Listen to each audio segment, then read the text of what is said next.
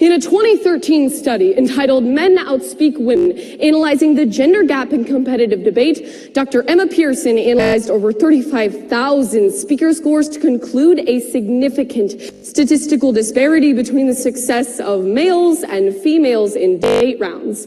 Overwhelmingly, it becomes clear that speaking while female has considerable disadvantages. Hello everyone, welcome back to Debating for America's Youth. Today we have a very special interview. Today's interview is with Ella Schnake, who is the 2019 NSDA National Champion in POI and the 2019 Missouri State Champion in Storytelling. Today we have some awesome questions. I'm sure you've seen her piece on YouTube. If not, it'll be linked down below, and I really hope you enjoy the interview. Welcome, Ella. So to start off, how did you get started in speech and debate? How did you hear about it, and what made you want to stick with the event?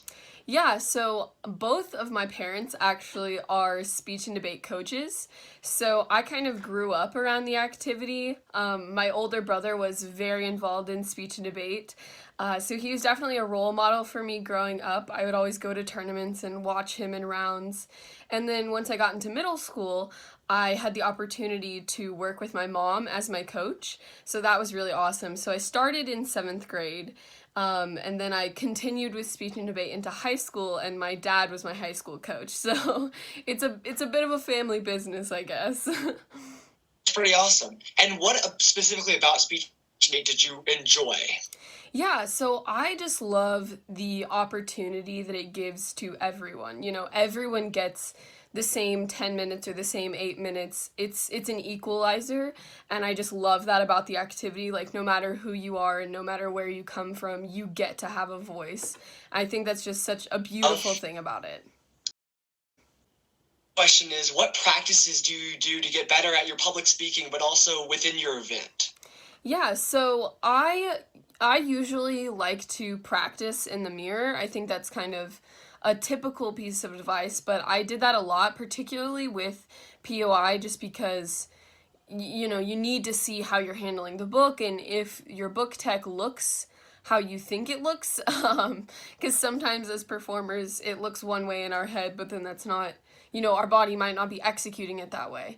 So definitely I use the mirror and I film myself a lot, but then also, this is a little bit silly, but I like to walk around with my book sometimes, like in my house, especially whenever I first started doing poi. I would do that to kind of get myself used to holding the book and feeling really comfortable making gestures with the book. So those were just a few things that I did. And then in terms of just being more comfortable with public speaking, I like to get a lot of practice doing my pieces in front of people before I ever have to go into a round. And then I like to remind myself that I am capable. I think doubt is the biggest thing that has hindered me sometimes. So as long as I remind myself to be confident and that, you know, kind of self-affirmations, that really helps me to push through whenever I'm in a high-pressure public speaking situation. Makes sense. And you've done a lot of public speaking throughout your career, but when you got up to the big stage at nationals, how did you practice for that, or did it just come naturally with all the practice you've been doing? You know, I was incredibly nervous whenever we were going into the final round. I had performed in some high pressure situations before, but nothing that was like that. And so what I did was I tried to stay focused, listen to, you know, my playlist that I always like to listen to before rounds. And the single most nervous that I ever was as I was walking up the stairs and like walking on stage in front of everyone as they called my title. And you can hear in the video, like, my voice is like shaking as I took that deep breath right before I performed. And then as I got into it, it just kind of came naturally as I realized, you know, I did know my piece. That was very comforting. It was like, oh yeah, okay, I know this. I've done this all season. But it was incredibly nerve-wracking right before I started performing, for sure. I'm sure it was. When you're on stage, like after you get over those initial nerves as you were talking about, do you find that you get energy from performing with people and the applause you get and like people do you feed off that energy? Definitely. The first time that, I got an audience reaction that helped me to relax a lot. It was like, okay, they think I'm funny or whatever. But that is very comforting as a performer whenever you know that your audience is with you. And so all of those reactions, while I had to make some adjustments to make sure that I was, holding for a laugh or pausing at the right time, it also definitely helped me to be more confident in myself as I was performing. I was thinking about that before, because when you're on stage, you have the laughter, which usually you're performing in a group of just the judges or other students, but then you get in a whole room, like an auditorium.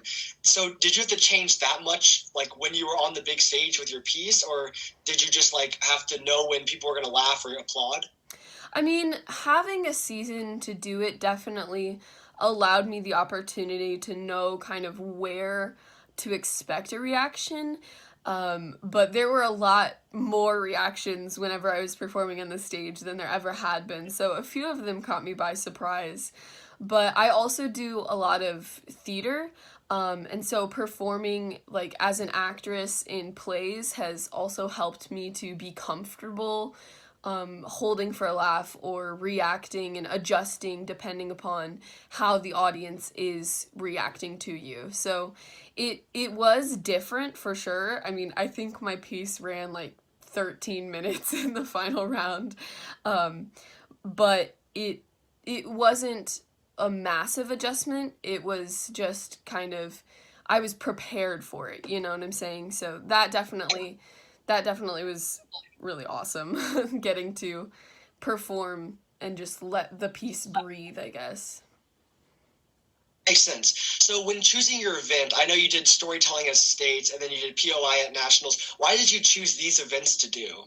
Yeah, so I obviously I was new to POI. It was a new event, I think, when I was a freshman, and I didn't do it that first year, and then I did decide to step into it my sophomore year. I started out doing HI actually, so I did HI all through my middle school years and then my freshman year. And once I kind of felt more comfortable with the event of POI, I wanted to dip my toe in the waters, I guess. So I felt like my HI skills would translate somewhat to POI because it is so character focused and like you have to be able to distinguish the characters. So I definitely think that like starting HI helped me to be interested in POI as I saw those skills be somewhat similar. And also then that was part of why I decided I wanted to do storytelling. I did storytelling as a middle schooler, but I didn't compete in it during the regular season. I only did it at middle school nationals. So once I got into high school, I actually chose to do storytelling full time and do it during the regular season. So that was just kind of how I got into storytelling. So yeah. That makes sense. So I know you had a very moving piece at nationals. How did you choose the topic? Was it from personal experience or did you just like hear stories about it? And yes, what made you choose that specific topic? Yeah, so when I was starting to put my piece together, I was actually working with a former student from our forensics team. She won the national championship in oratory when she was in high school.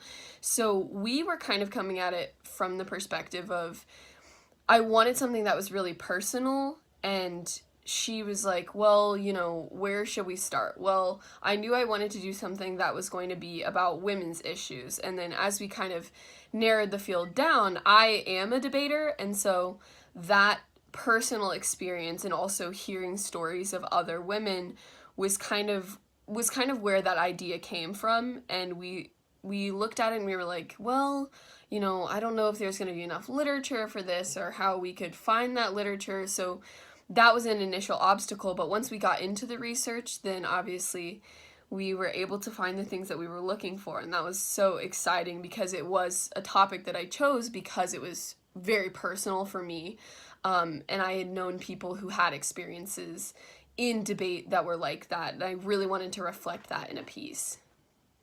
That makes sense. And that leads perfectly to my next question, which was, how did you find your sources to use in your piece?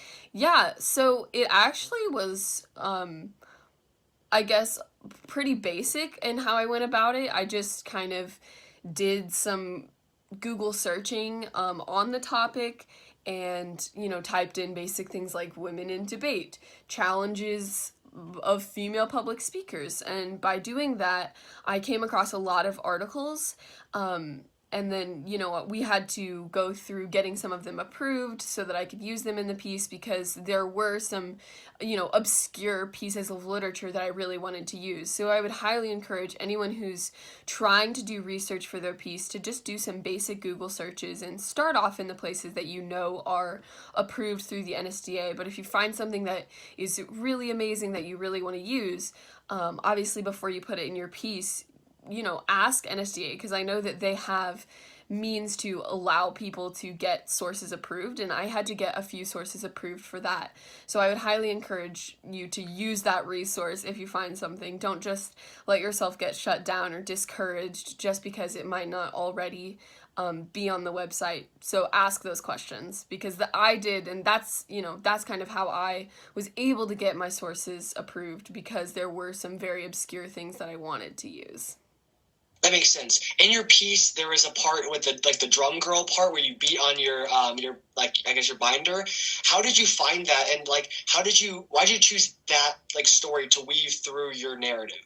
Yeah, so me and a few of the coaches that I was working with on the piece, we were looking for something that was going to be kind of one-off or completely different from the topic. And so we were looking for a poem that would kind of be like a metaphor for the piece. And we searched, for on hours upon hours for just a single piece of poetry. We knew that we weren't going to be able to find anything that was on debate specifically. And so that's why we kind of went at it from that metaphorical standpoint of finding some poem that could represent the piece without directly talking about the topic. And so we found that poem, and we thought that it could give us some opportunities for really cool tech with the book, which you saw with the beating of the drum. So yeah, so that was just kind of how we decided to approach that with a topic that was so obscure in nature.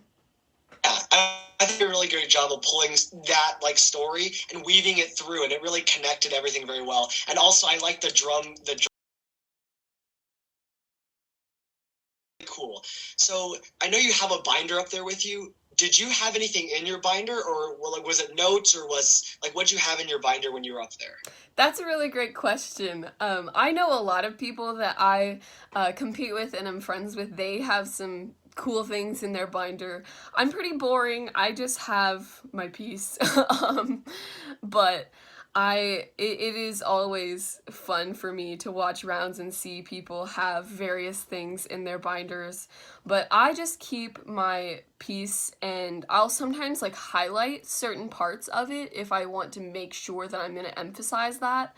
But yeah, it's just the words, just me and the literature hanging out, doing a piece. I thought that was really interesting, because when I watched your piece, it didn't look like you used your aid, you didn't read off of it. You were obviously you were the national champion, but it seemed like you just kind of used it more as a prop and less as you read over it and you're looking for certain things to read. So I thought you used it very well. So I didn't know if you had your stuff in there, or if I just didn't know. Yeah. Yeah. So you kind of highlighted on this before, but you started out in debate in middle school. Were you nervous to speak in front of people, and specifically with being nervous in front of people, did you cope with that and overcome that fear?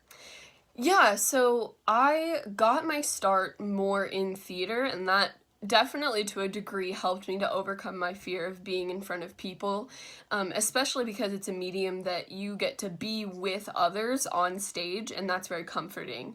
And then making the transition into speech, being in front of people, I was nervous, but I think because it is largely in a classroom sort of setting, it can be somewhat comforting because you're in a smaller space. It's a more intimate performance venue. And so just because there were fewer people that were watching me, it was easier to adjust to. And in terms of kind of dealing with that nervousness, I mean, I have different things that I do whenever I'm nervous. Like music helps me a lot, and I drink a lot of water. Water is kind of like my nervous tick. So definitely backstage before I performed, I think I drank literally 3 bottles of water. Like, it was crazy. But just kind of those physically comforting things for me, I do to kind of control my nerves, and then reminding myself that, you know, I am capable. I've performed in front of people before, and just getting over that initial obstacle of knowing that there are people watching you is kind of how I try to deal with that. Makes sense. So you've had a very impressive career, and there is uncertainty of the coming season, I guess the season we're in, of whether they're going to have tournaments with, you know, the whole coronavirus thing. Looking even past this season into next year, are you planning on doing like speech and debate during college or beyond that, or what's your plans with that? Yes, so I really am hoping to do speech in college. I actually have an audition this Saturday with a team, so hopefully that goes well. But I am very much looking forward to hopefully continuing my speech career in college and seeing kind of how the activity is different at a different level. So that's definitely something that I am really excited about. So am I. I was looking into different ways. I do more debate, but there's different like debate events in college versus in high school. So it'll be interesting to see how they're different, how they're the same, and that kind of stuff. And so kind of wrapping up the interview, I kind of asked all the people who I interviewed this question, what would you say to the speech debate community as a whole? You could have a message you wanted to say to the, you know, the community. Oh, this is a really great question. I would just say thank you. Honestly, is the biggest thing that I have to say. Thank you for listening. I knew that I was taking a big risk whenever I decided to do a piece that was so personal for the speech and debate community, and I really am so appreciative that judges and students were willing and open-minded to hear that message. So first and foremost, thank you for listening. And second of all, I would just say to everyone in the speech and debate community who has ever had any struggles with the issues that I touch on in the piece, or if they've ever felt left out, or like an outsider, I am with you. And there are so many people who are with you, because in this activity, the single most important thing, in my opinion, is that you are passionate and that you get to have a voice, whether that's in, you know, debate or whether that's in speech. We all get a voice through this activity. And so I would encourage you to, you know, think about how lucky we are that we get this opportunity. And always, I am open to talk to. I've had some people reach out to me, and that's wonderful. So thank you for reaching out and sharing your stories. It's overwhelming how wonderful this experience has been for me. So thank you. Yeah, and well, thank you. I think you opened a very important discussion up about speech and debate and some of the issues inside the community. So I think that your piece has been amazing. And also thank you for coming on and this interview. Thank you for having me. All right, have a great day. Thank you. You too. Okay. So now you can stop your recording.